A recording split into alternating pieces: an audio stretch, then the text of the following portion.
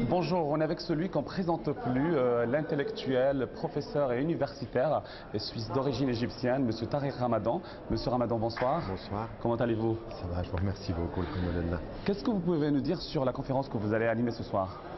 Écoutez, c'est une conférence qui, à mon sens, est importante parce qu'elle traite de l'art et de la culture.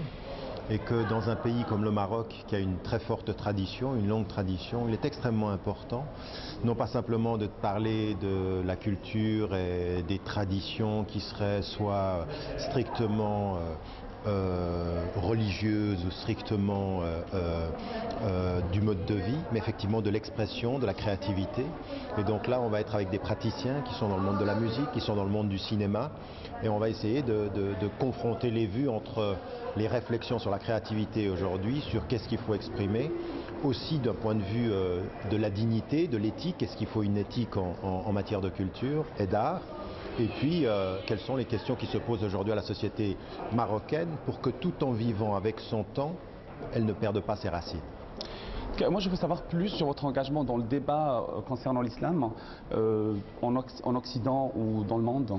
C'est quoi juste en fait? Écoutez, moi c'est pas simplement un débat que j'engage avec l'Occident parce que je suis un occidental et que je vis en Occident. C'est un débat aujourd'hui sur la question de l'islam à l'époque contemporaine. C'est autant dans les sociétés majoritairement musulmanes comme au Maroc ou en Égypte ou en Asie, au Pakistan, en Malaisie ou en Indonésie, que pour nous en Occident. C'est comment aujourd'hui, en étant fidèle à notre religion, fidèle aux principes, fidèle à notre éthique, fidèle aux finalités, nous réussissons à vivre avec notre époque, c'est-à-dire de ne pas se fermer sur les principes et vivre loin de l'époque, mais ne pas se diluer dans l'époque en oubliant nos principes. Le mariage entre une dignité devant Dieu et une interactivité positive avec l'époque contemporaine. Tout ça, ce sont les questions qui m'intéressent aujourd'hui.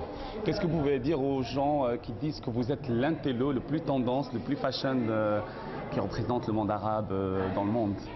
Ça ne m'intéresse pas du tout d'être un intello fashion. Ce qui m'intéresse, c'est de poser les bonnes questions et d'essayer de chercher les meilleures réponses. Maintenant, ce n'est pas parce qu'on est médiatisé qu'on a forcément les bonnes réponses, et ce n'est pas parce qu'on est médiatisé qu'on a forcément les mauvaises réponses. Il faut juger avec un esprit critique, et si j'ai quelque chose à dire à vos téléspectateurs, c'est de ne jamais suivre la mode comme des moutons, et d'avoir l'esprit critique qui permet à la mode de ne pas nous transformer en consommateur, mais en sujet libre et indépendant. Merci beaucoup, Monsieur Ramadan, et je tiens à vous dire que vous êtes très tendance et très fashion. En parlant aussi, je sais que vous avez un discours très puissant, ça tout le monde le sait. Donc bonne continuation, merci beaucoup. Merci à vous.